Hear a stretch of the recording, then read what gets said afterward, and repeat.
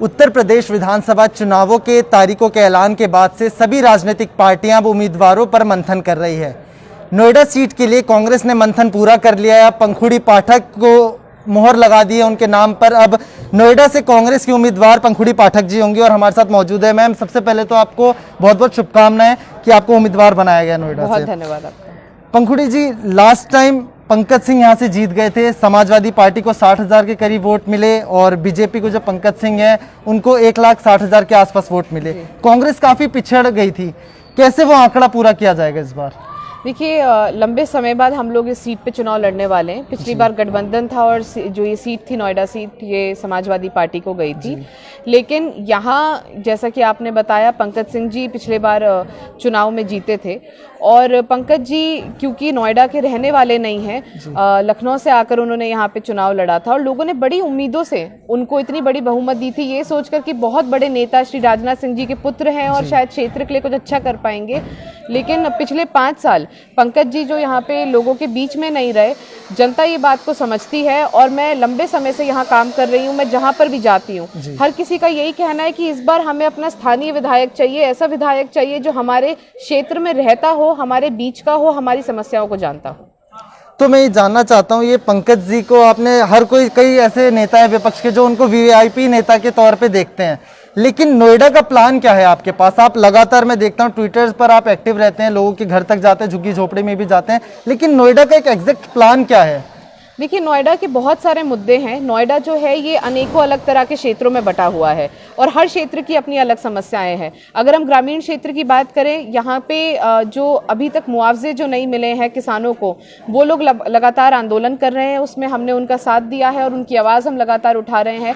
जो high rise building में, जो ग्रुप हाउसिंग सोसाइटीज़ में लोग रहते हैं, वहाँ पर आज भी रजिस्ट्रीज नहीं हुई हैं, बहुत सारे लोगों को उनके फ्लैट्स नहीं मिले हैं या बिल्डर की तरफ से जो वादे किए गए थे वो पूरे नहीं हुए हैं। उनके मुद्दे उठाने का भी हम लोग काम कर रहे हैं। बहुत बड़ा क्षेत्र हमारा यहाँ पे डूब क्षेत्र है, जिसको पुस्ता पार की जो कॉलोनियाँ बोली जाती हैं, वहाँ आज भी मूलभूत सुविधाएं नहीं है, बिजली नहीं है, पानी नहीं है, सड़कें नहीं है। जो हमारी झुग्गी झोपड़ियों का क्षेत्र है, वो लोग आए दिन इस डर में रहते हैं कि कहीं उनकी जो झुग्गियाँ हैं वो तोड़ ना दी जाए।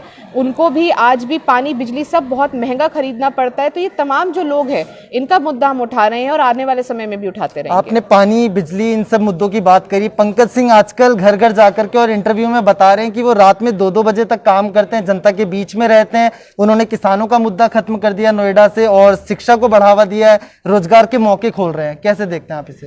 देखिए, मैं तो जानना चाहूंगी कि उन्होंने कहा वो जनता के बीच में रहते हैं। मैं तो पहले ये जानना चाहूंगी कि विधायक जी नोएडा में कहाँ रहते हैं? क्या विधायक जी का नोएडा में कोई आवास है, कोई घर है? क्योंकि 5 साल पहले जब वो इस क्षेत्र में आए थे तो उनसे लोगों ने कहा था, पत्रकारों ने आप जैसे उनसे कहा था कि आपको लोग बाहरी कैंडिडेट बता रहे हैं, तो उन्होंने कहा था कि नहीं, अब मैं चुनाव के बाद नोएडा में रहूंगा। लेकिन 5 वर्ष हो गए हैं, आज भी वो दिल्ली रहते हैं, नोएडा में वो रहते नहीं हैं। कोविड एक ऐसा समय था जब हमारे शहर ने इतनी मुश्किलें देखी जितनी शहर ने कभी नहीं देखी, लेकिन उस समय भी विधायक जी कहीं नहीं दिखाई दिए। पूरे शहर में एक व्यक्ति ऐसा नहीं है जो ये कह सके कि मैंने समस्या के समय विधायक जी को फ़ोन किया और मुझे मदद मिली हो। मैं ये मानती हूँ विधायक जी बहुत बढ़िया व्यक्ति हो सकते हैं, बहुत बड़े परिवार के व्यक्ति हो सकते हैं और बहुत बड़े परिवार से वो आते भी हैं, तो उनके जो लायक कोई काम है, कोई गवर्नर का या इस तरह का कोई काम उनके लिए बेहतर रहेगा। हमारा देखिए, विधायक जो होता है, विधायक एक बहुत साधारण व्यक्ति होता है। वो ऐसा व्यक्ति होता है जिसका लोग दरवाजा खटखटा सके, जिसे कभी भी फोन उठा के उससे बात कर सके। हमारे क्षेत्र को ऐसे विधायक की जरूरत है जो उनके बीच का हो, जिसके वो घर जा सके, जिसे वो कभी भी फोन कर सके, और इस बार यहाँ का सबसे बड़ा मुद्दा यही है। तो पंखुड़ी पाठक जिस तरीके से आज जनता तक, आम जनता तक पहुंच जाती है, क्या विधायक बनने के बाद भी उस तरीके से जनता तक पहुंचेगी? देखिए, मैं कहीं बाहर से नहीं आई हूँ, मेरा घर यहाँ पर है। हर व्यक्ति जानता है कि मैं कहाँ रहती हूँ और हम लोग बहुत साधारण घर से आते हैं। मुझे लगता है कि पूरा जो जीवन हमने अपना समर्पित किया है जनता की सेवा के लिए, वो इसीलिए किया है ताकि जितना हो सके हम अपने लोगों से जुड़ सकें। और मौका मिलने पर मेरा यही प्रयास रहेगा कि आज जितना मैं समय दे रही हूँ, इससे भी ज़्यादा समय मैं अपने क्षेत्र को दूँ।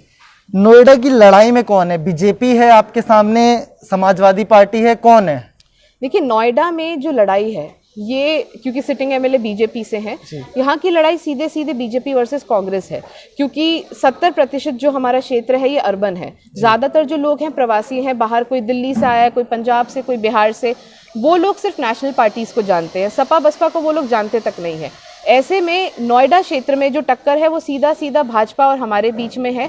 और भाजपा को क्योंकि यहाँ पे लंबे समय से सभी लोग देख रहे हैं, यहाँ लगातार भाजपा के सांसद रहे हैं, विधायक रहे हैं, तो लोगों ने भी अपना अब ये मन बना लिया है कि भाजपा का विधायक चुन के हमें कुछ नहीं मिला, इस बार कांग्रेस पार्टी को हम लोग समर्थन देंगे, साथ देंगे। वर्चुअल रैली को लेकर के काफी असमंजस में है विपक्ष। बीजेपी वाले पर आरोप लगाया जा रहा है कि उनके पास बहुत सारे संसाधन है, वो अलग अलग जगह पर स्क्रीन लगा करके प्रचार प्रसार कर रहे हैं। क्या आप इसे चुनौती समझते हैं कि वर्चुअल तरीके से थोड़ा मुश्किल होगा कांग्रेस पार्टी के लिए और विपक्ष के जितने भी नेता हैं? देखिए, अगर संसाधनों के हिसाब से देखें तो चुनौती जरूर है, क्योंकि भाजपा, जैसा कि आप जानते हैं, कि सबसे पैसे वाली पार्टी है, सबसे ज्यादा संसाधन उनके पास है, तो उस तरह से एक एडवांटेज उन्हें मिलता है। लेकिन हम लोग भी हमने डिजिटल इंफ्रास्ट्रक्चर को मजबूत किया है। मैं लगातार जूम पे मीटिंग्स कर रही हूँ, हर दिन मेरी कई सारी मीटिंग अलग अलग सोसाइटी के जो लोग हैं उनसे मेरी भी वर्चुअल मीटिंग्स होती हैं, और हम लोग भी इसके लिए तैयार हैं। और मुझे लगता है कि कड़ा मुकाबला हम लोग डिजिटली भी भाजपा को देंगे। इंटरव्यू के आखिरी दौर में है पंखुड़ी जी, मुद्दे क्या रहेंगे नोएडा को लेकर के, खास मुद्दे? देखिए, मुद्दा बहुत बड़ा सुरक्षा का है, खासकर यहाँ पे जिस तरह का माहौल है, शाम के समय में महिलाएं जो बाहर नहीं निकल पाती हैं, मेरा प्रयास रहेगा कि हर महिला, हर लड़की अपने आप को नोएडा में सुरक्षित महसूस करे। रोजगार का बहुत बड़ा मुद्दा है, यहाँ पे बहुत बड़े स्तर पे बेरोजगारी है। किसानों का मुद्दा है, जो ऐसे क्षेत्र है जहाँ पर बिजली पानी नहीं है, उनका मुद्दा है। फ्लैट बायर्स के मुद्दे हैं जो कि लंबे समय से वो लोग इंतज़ार कर रहे हैं कि उनका समाधान हो। स्कूल फीस का मुद्दा है, और बहुत सारे छोटे छोटे मुद्दे ऐसे हैं जो कि मुझे लगता है कि विधायक अपने स्तर पे निपटा सकता है, लेकिन पिछले 5 साल में विधायक जी के यहाँ पे ना होने की वजह से उनका समाधान नहीं हो सका, और इन सभी मुद्दों का हम समाधान करने का काम करेंगे। पंखुड़ी जी, एक एक्सक्लूसिव सवाल है आपके लिए, अगर आप विधायक बनते हैं सबसे पहला काम आपका क्या होगा?